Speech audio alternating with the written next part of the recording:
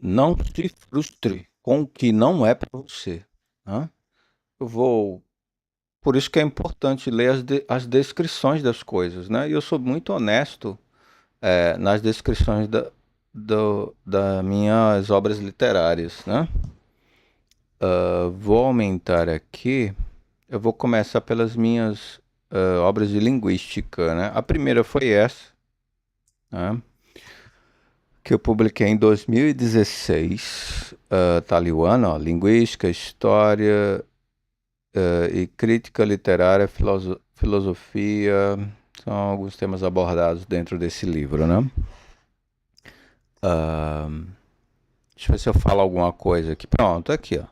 Ao ler essa descrição, você já vai estar ciente de que você pode se irritar com ela. Eu escrevo aqui, ó. Fãs apaixonados por um Voltaire inventado podem se assustar com o Voltaire real exposto pelo autor, que leu todas as obras e cartas pessoais. Então, ele não é o que um leigo esperaria que ele fosse. Até muitos aí com doutorado em literatura ainda aceitam. Hoje nós somos enganados. Imagina de um homem, né, que foi tão criticado no seu tempo, né? Preso várias vezes só por expor a opinião. Por exemplo, uma trapaça argumentativa da época do Voltaire, que acontecia muito, era quando algum grupo lhe acolhia. Então enviavam uma carta, olhe, amigo, entendemos a sua dor. Aí o Voltaire já enviava uma carta de volta, não, digamos assim, sendo influenciado, mas influenciando, né? A exemplo disso é melhor não entrar muito em detalhes, não, né? Eu não vou entrar em detalhes isso não. Então, já fica aí, né, assim, o aviso, né, para que a pessoa ela não venha depois, né, como já aconteceu também no passado, teve pessoas que disseram que esse livro era completamente desnecessário e tá tudo bem, pode falar à vontade. Hã? Eu também não me abstenho do direito de criticar de volta também, né? A sua postura. Hã? Então vamos aqui, o mais recente de linguística, né? Adequação retórica. Adequação retórica, esse meu livro ele inicia com uma introdução linguística para lhe preparar para a parte retórica. Então, a parte, ele vai te dar o método aristotélico, ele vai começar ali observando a estrutura da língua, né? Em paralelo ao latim. Então, é importante ter ali um dicionário de latim muito bom, caso a pessoa queira, né? Queira também esse caminho, mas é um caminho que pode ser ignorado. Você pode ignorar completamente o caminho do latim. E não tem problema nenhum nisso. Né? Você pode ficar somente com o caminho da retórica em português. Né? Qual o problema? Nenhum. E posteriormente você pode voltar, porque numa boa cadeira, né, de letras, numa boa grade curricular de letras, tem de ter latim. Né? Tem de ter latim. Tem que ter método, né? Método de tradução de um nome nativo. Tem que ter essas coisas em paralelo com o português. Hã? E, né? E, posteriormente, adentrar na retórica pela proposta. Né? Análise de discurso. Você pega alguns fenômenos pertinentes. Porque há fenômenos que você tem de abordar ele no ponto certo, né? Dependendo da proposta. Ah, por exemplo, quando você não vai falar sobre viés de confirmação e analisar um viés de confirmação na fala de outra pessoa, quando está a analisar linguisticamente um discurso, você vai para o que é anterior ao viés de confirmação. Você parte para o condicionamento. Você explica o condicionamento, né? E o motivo, até o motivo de desistir você pode, né? Por causa desse condicionamento. O viés de confirmação e outros problemas aí acarretados são de outras áreas, né? São de outras áreas. Quando você está lidando ali com retórica, com análise de discurso, você vai mais para a raiz da coisa, né? Para a raiz da coisa. Então, ciente disso, eu escrevi esse livro. Demorou um pouco para sair, né? Então ele tem essa proposta, não é para todo mundo. Nós temos de reconhecer muitas vezes que não é porque eu gosto de Jonas que eu vou apreciar o livro dele. Você pode chegar aqui, né, e dizer, não, esse livro você é uma merda. Valeu, cara, pô, né?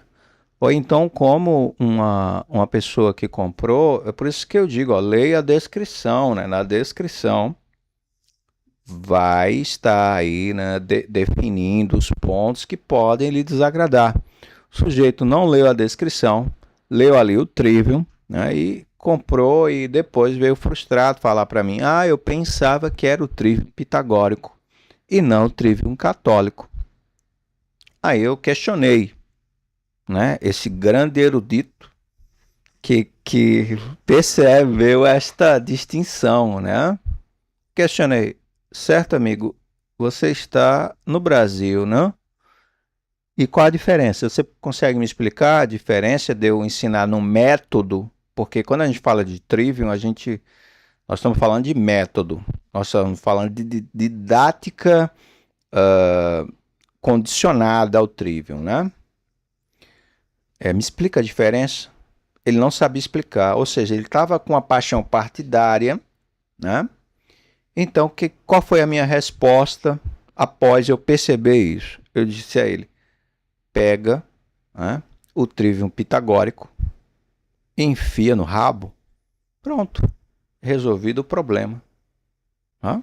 Pô, era um palhaço, né, um verdadeiro palhaço aí, né, falando sobre coisas que ele não sabe, né, talvez ele quisesse um diploma, né? Eu posso emitir diploma, né? Talvez ele quisesse um diploma, eu vou aqui, eu faço um diploma para esse infeliz, né? Mas não pode ter nada referência ao catolicismo, senão ele dá um chilique e esperneia, né? A Rosa, né? Aí eu repito, leia a descrição. É um romance medievalista. Aí quando você vê aqui, deixa eu ver se dá para enxergar. Tá ali, ó, prosa. Vou pegar meu óculos, né? Ó. Prosa, versos e notas filológicas de métrica e prosódia. Você que está afim de um prazer, de ler um romance prazeroso, talvez até sexual, vá lá na Amazon e escreva romance, hot, baixe, leia o que você quiser. Tem muitos, o Boi Leiteiro e a Fazenda Virgem, tem o Miojo, Miojo Safado, A Mangueira do Bombeiro, né? A proposta aqui é distinta, por isso que é importante ler a descrição, né? Aí eu até digo aqui, ó, a prosa atinge nível elevado de lirismos nas descrições do verde mais belo, dos pássaros que observam os amantes, das notas do perfume da rosa, senegambica, jasmim, ambar. Essas notas são as que eu mais gosto de sentir nas mulheres, por isso que está lá no livro. E das angústias do cavalheiro, né? Tem uma qualidade de busca verdadeira por uma atmosfera onírica, atmosfera de sonhos, tanto que ele tem uma dualidade, ele tem toda uma complexidade, jogos, né, de tempo. Pô, se você não quer isso, talvez você não queira isso, entendeu? Já aviso, você não quer isso, né? E fora os sonetos, o livro contém sonetos, né? sonetos pertinentes àquele momento. Então, tem um momento que o romance ele para e você recebe ali um soneto como se fosse um estásimo grego, aquela voz onisciente lhe orientando, dizendo em que ponto você está na história, ou então ofertando uma consequência, uma atitude do cavalheiro, né? Eu continuo aqui, ó. A linguagem elevada, o ritmo lento, a estrutura fragmentada, que mistura passado, presente, intervenção. Essa intervenção é do segundo narrador. Exigem um leitor disposto a aceitar as regras desse jogo literário incomum. Para quem busca uma narrativa rápida e direta, satisfação dos desejos, a leitura pode ser frustrante, então não se frustre. Talvez esse caminho não seja para você, né? Literatura católica não é para você. Talvez você queira a literatura secular, né? Então, eu não entendi. Então, você não deveria nem ter acessado. Porque a pessoa parece que não tem uma vontade, sabe? A pessoa não tem nem sequer a vontade da autoeducação. Então, sabe? Pô, não venha me falar. Eu vou ser bem sincero, não venha me dizer que não entendeu nada, sabe? Ah, não venha entender nada, que no pensamento eu vou dizer um foda-se. Ah, vou dizer isso, sabe? Porra, pelo menos a pessoa chegar pra mim, ó, Jonas, aquela parte eu achei muito interessante. Tu consegue me explicar? Aí nós já estamos conversando como seres humanos. Eu não gosto de conversar com animal. Entendeu? Eu não gosto de conversar com animal. Como você viu o cara lá do, do trivium pitagórico, né? Aquilo é um animal. Né? Aí vem Clínias. Né? Clínias é discípulo de Sócrates. Aqui o caminho dele se biparte. Então, não é Grécia, é discurso filosófico e tem, obviamente, uma parte muito lúdica ao final, que é o Concílio dos Deuses. Né?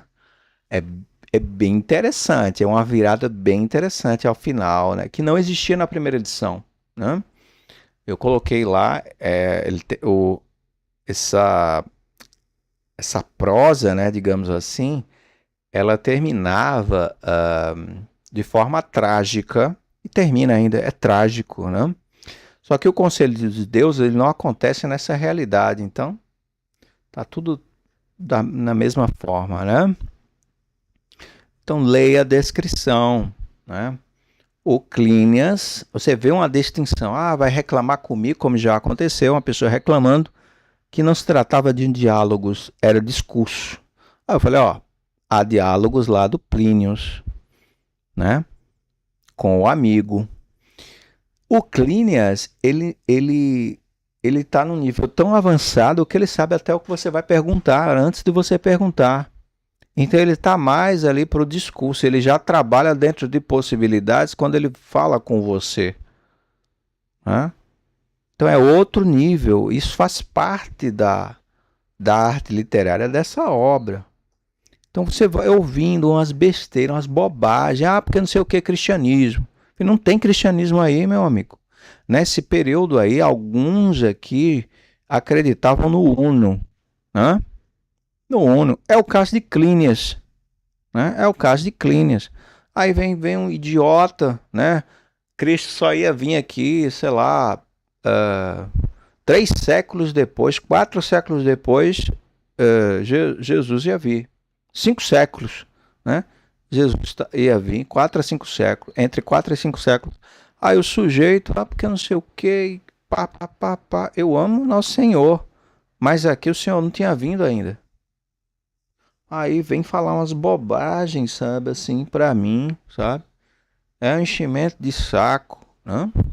Aí vamos aqui pro... Esse aqui não saiu ainda, por exemplo, Verus Deus, né? Onde estava Deus durante o paganismo heládico da Era do Bronze, né? Lá no catecismo, nosso catecismo, isso é um livro de... Vou pegar ele aqui. Ele é um caramalhaço, né? É um caramalhaço. Eu nem sei, nem lembro quantas páginas tem ele. Deixa eu olhar aqui. ele tem lá as suas 400 e pouca, mas na primeira edição ele tinha 600, era fonte 12, eu baixei a fonte para tamanho 11, né? Aí consegui essa proeza de compactar, né? Então, não existe uma palavra, não existe uma frase contrária à fé de Roma nesse livro. Isso só já é um milagre, né? Com tantas pessoas aí de interpretação livre, esse livro já é um milagre, né? A existência dele já é um milagre por causa disso, né? O catecismo, ele de forma sutil, ali bem no início do catecismo, nas primeiras partes, você vai perceber ali a razão que diz que a sombra de Deus estava sobre os povos pagãos a inspirar o bem, né? Tanto que os pagãos possuíam caminhos distintos, né? Quem pinta o período, a era do bronze de uma forma apenas é uma pessoa muito equivocada de paixão partidária. O professor equivocado de paixão partidária, ele vai ter uma opinião só, ele vai falar assim, porque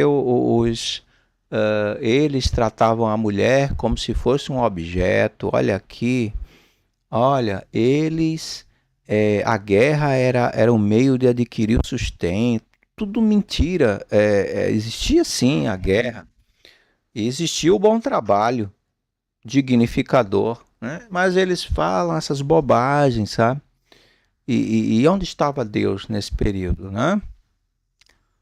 Então eu usei toda a minha educação clássica para trazer essa riqueza aí, né? Que eu não vou ficar mais bajulando idiota nenhum para querer ler. Eu vou. Tem algum. Não, não tenho não. Tem uns lá, dá uma olhada lá, vê se tu acha. Dane-se. Eu até distribuía de graça em datas comemorativas, Páscoa, Natal, eu botava lá na Amazon de graça. Agora não, porque tem tanto ingrato. É tanto desgraçado ingrato, né? Somente na minha igreja tem muito. Todo nicho, todo grupo vai ter os traidores, vai ter gente idiota, vai ter gente imbecil, e na minha igreja não vai ser diferente. Vai ter gente de livre interpretação dentro da minha igreja? Vai ter gente com postura farisaica? Vai ter idiota, né? Vai ter imbecil em todo lugar. Né? E aí, foi por isso, né, que eu vou até pular aqui para ele, ó, o herege. Né? Eu ouvi tanta merda no meio católico. Poxa, para o católico só existe Deus. Quem define o que é mal é a Santa Igreja. Se Roma não bateu o martelo, não é aquele padrezinho safado que vai dizer, olha, o mal se manifesta dessa forma. Aí eu vejo os imbecis dizendo assim, não, Jonas, mas o mal existe. Sim, o mal existe, mas não é da forma que o cara da outra religião define. É como a Santa Igreja Católica define. Mas o padre lá, ele falava que existia dessa forma. É a opinião dele. Roma bateu o martelo? Se não bateu o martelo, meu amigo, dane-se. Dane-se. Se você quer acreditar, diga, não, mas eu quero acreditar. Assuma. Eu sou de livre interpretação, eu quero acreditar nessa merda. Entendeu? Então foi nesses grupos, eu vendo lá uns apedeutas, uns imbecis, sabe? E gente sem misericórdia, principalmente isso foi o que mais me assustou, foi gente sem misericórdia. Era um pessoalzinho que, sabe, que sujo, né? Sujo, que gostava muito de interpretação de Bíblia. Eu já conheço lá, porque já chega perguntando se eu sou padre. Você é padre? Eu já sei logo. Olha aí, né? Eu já sei logo, porque ele vai exigir a nomeação dele, a identificação própria. Não porque eu prego para milhares. Foda-se, entendeu? Foda-se. Aí o cara, não porque o padre disse, ou quando, né? Aí o cara começa a expor um monte de questão complexa para gente que não é católica. Ou seja, Satanás, na alma desse desgraçado, fez, olha, joga aí uma devoção mariana, né? Para os cachorros vomitar em cima. Aí ele vai para a internet, joga lá a devoção mariana, né? Aí os desgraçados começam a blasfemar contra Nossa Senhora, né? É isso que esses desgraçados querem, né? Aí tanta loucura que eu vi, eu falei, não, vou escrever um livro herege, né? Baseado nessa loucura que na hora eu me senti grávido desse livro. Eu falei, nossa, eu vou sair desses grupos aí. Foi uma passagem bem rápida. E aí eu pari o herege, né? Pari o herege em uma postura combativa, né? A essas pessoas aí, né? Máximo. Pô, Máximo é o livro mais preconceituoso que eu tenho, né? O meu grande amigo, né, o Sanoá, ele vem até mim para para falar o seu pensamento filosófico e contar para mim a sua história de vida no período em que conheceu o grande amor, o seu grande amor, né? E aqui, né, eu escrevi exatamente como sem freios, né, sem filtro, né? Então a pessoa já vai entender. Ora, se existe um preconceito, é um preconceito de quem está falando, não é seu. E sua opinião vale o quê? Né? Sua opinião vale o quê diante de alguém? Né? Nada. Vai mudar o pensamento do outro? Dane-se. Entendeu? Então, é um livro de filosofia, é uma ficção literária, filosófica. Então, você vai acompanhar o grande filósofo, né? Metade do livro, acho que eu tenho ele aqui. Tem ele aqui, ó. Né? Máximo. Bem grosso ele, tá vendo? Metade do livro é o pensamento do grande filósofo. E a outra metade, a sua história, né? No grande país, momento em que ele conhece o grande amor da sua vida. Né? Então, ó, o português utilizado por Sanó é por vezes europeu, arcaizante, erudito, muito digno, incumbido, que pode causar um estranhamento e dar ao texto uma solenidade que casa com a pretensão filosófica do protagonista, que é ele. Né? Aí tem aqui também, ó, nesse aqui é importante dizer, as personagens são rasas, não existe profundidade, porque isso aqui, a proposta é um amigo me contando, né? Então esse amigo ele me conta, ele não está interessado em causar profundidade nas pessoas que ele cita, e sim usar as pessoas como cabides para pendurar a filosofia dele. Então já fica avisado, é um homem extremamente preconceituoso, que não é ruim, né? Ali, ó, e etnocêntrico, preconceituoso, é por vezes o preconceito ao falar coisas como para fingir que não sou preconceituoso. Tem um momento lá que ele diz isso. Para fingir que eu não sou preconceituoso. Né? E tá tudo bem. Uma pessoa maravilhosa. Aí vem, né, a Liga Comunista. Humor escatológico completo. Lá você tem humor escatológico em máximo. O humor escatológico, vou explicar aqui para quem não vai lá no Google. Não pesquise o que é no Google, porque não tem nada a ver. Quando você está a ler Cândido ao Otimismo de Voltaire, em algum momento o Voltaire vai narrar o Cândido se assustando com o estado do seu mestre Pangloss, que tinha contraído sífilis, então ele perde um pedaço da orelha, perdeu um pedaço da ponta do nariz, né, um olho, ele após contrair sífilis. Ele diz que numa batalha, nos dois lados, a metade eram cifileicos. Então, 6.000 homens, 3.000 cifileicos, ou engalicados. Hein? Aí o que é que acontece? Ele diz que essa gente perversa estava a contaminar o melhor dos mundos com as presenças deles. Então, o humor escatológico ele não está em definir as desgraças na pele, né, como uma diarreia, um arroto, como se você fosse... mas e sim no contexto. Então esses elementos eles são utilizados dentro de um contexto irônico, dentro da sátira para fazer humor. Então não é porque está escrito ali que é humor escatológico que vai ter peido, vômito, arroto, não tem nada a ver isso aí. Tá aqui escrito na descrição de Máximo e vai estar nessa aqui também, né? Aqui muda um pouco a coisa, né? Ele é um romance ensaio. Eu escolhi esse formato porque eu queria escrever alguma coisa, mas eu não queria criar, sabe, um manual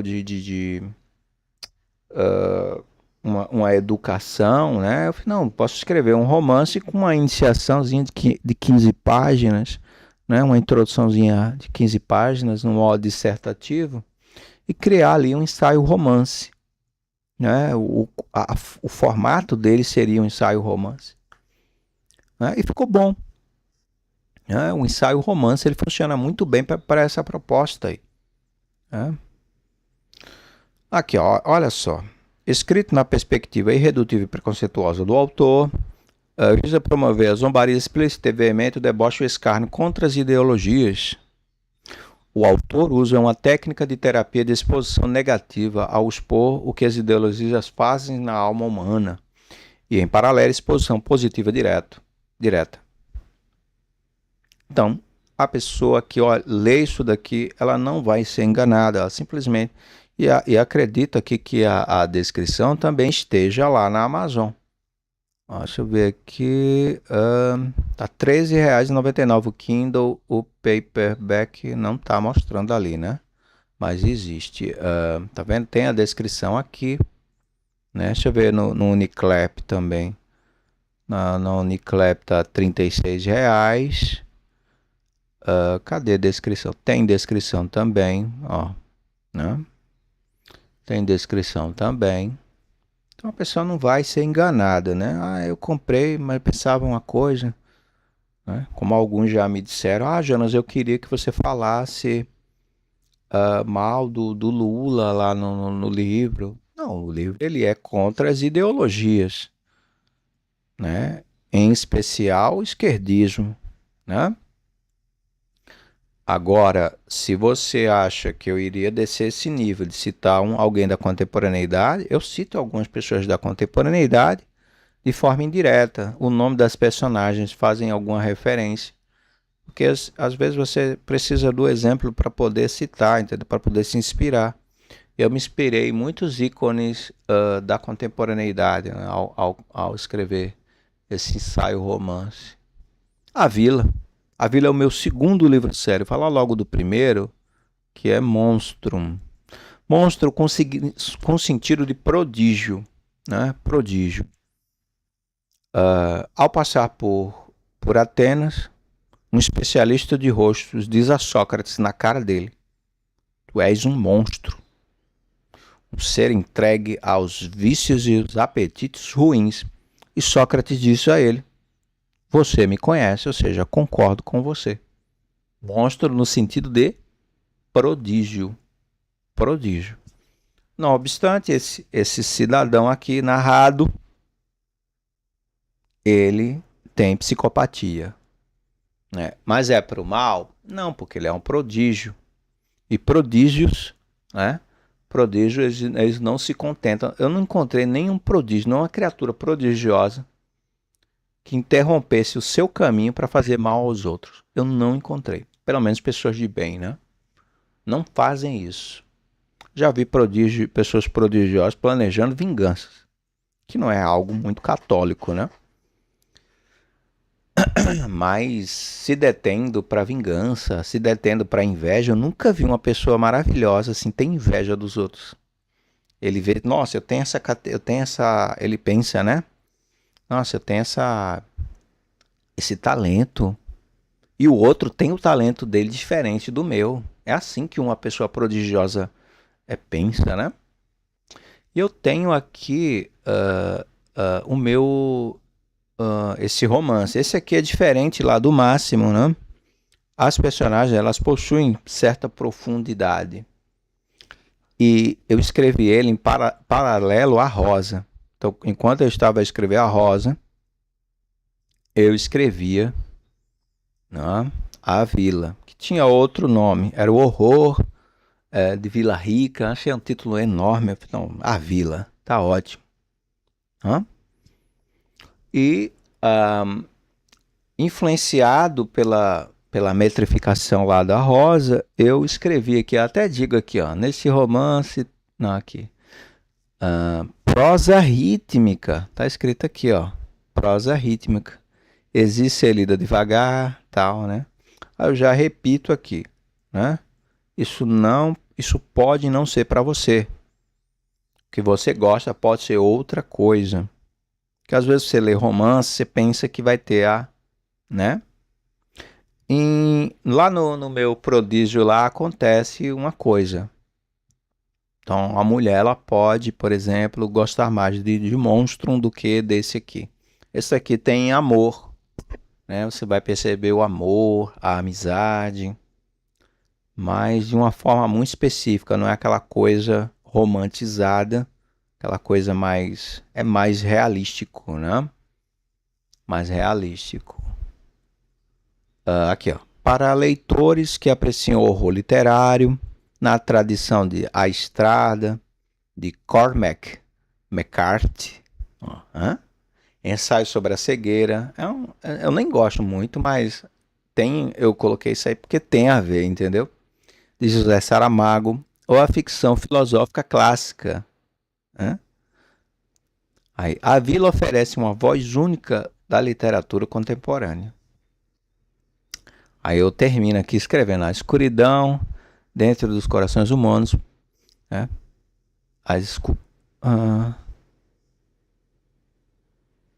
Tá errado isso aqui, eu vou corrigir isso aqui agora na frente de vocês. Isso aqui eu escrevi a descrição, tá vendo? Eu escrevi, não li, né? Eu comecei com a ideia, depois, né? Vou corrigir agora na frente de vocês. Acho que ele tá aqui embaixo. Aqui, ó, do mano. É prova-se. Pronto. Era só isso. Eu vou salvar. E vou enviar. Já salvei? Eu tô com essa falha aí de memória. Eu faço as coisas e não lembro o que fiz, né? Vamos aqui. Aqui, ó. Acho que tô recebendo um anúncio aí. Não sei o que é isso. Esse negócio amarelo aí, né?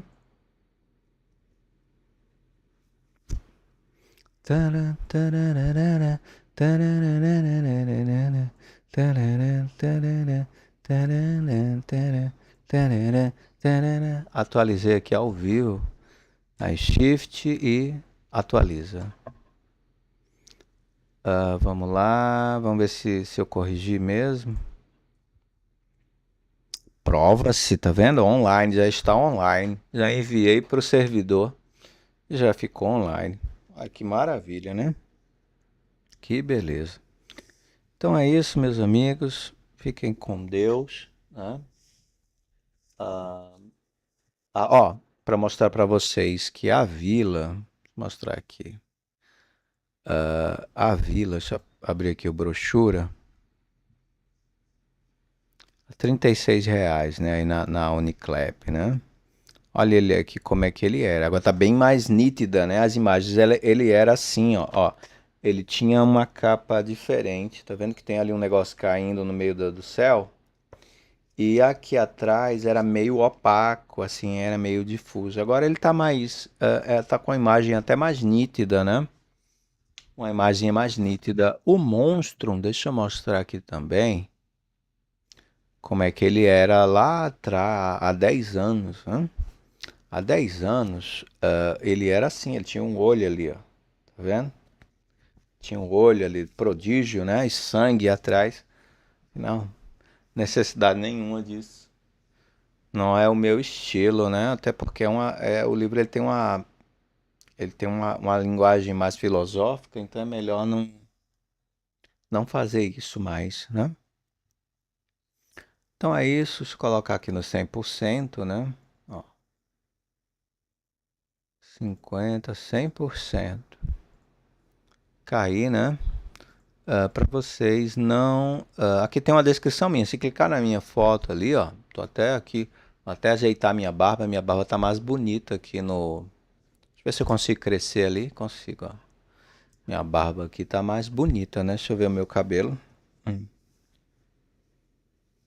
Tá despenteado aí, né? É um costume que eu tenho agora usar touca porque meu cabelo voltou a crescer há pouco tempo, né? Ah, deixa eu ver aqui. Nossa, eu não consigo nem ficar reto aqui. Olha ali como eu tô ali na foto, né? Então é isso. Fiquem com Deus, né? Vamos, vamos evitar, né? Aí, não leia, sabe? Não leia, não adentre aquilo que não pertence ao seu mundo, né? Isso não pertence ao seu mundo. Eu vou entrar aqui na Amazon. Como é que eu falo? Amazon.com.br.